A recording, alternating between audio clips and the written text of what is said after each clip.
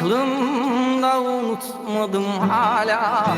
Kar yüreğimdeki dağdan, kalbini yolda bırakırsan.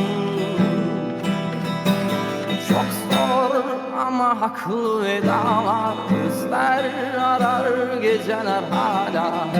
Uzaklardayım artık değil, yoksa iyi.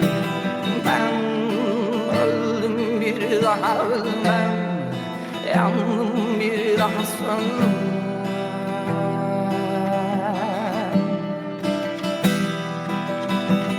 Gel ömrüm senin olsun, gel kalsın bu yük üstümden.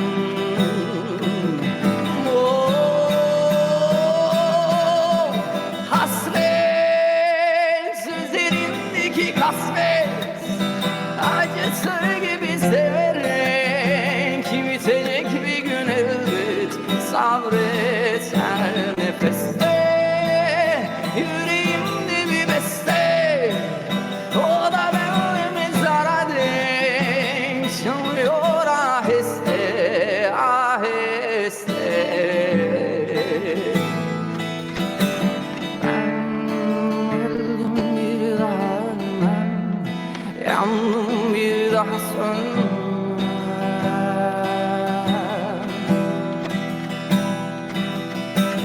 Gel rane ömrüm senin olsun, gel kalsın bu yük üstümden.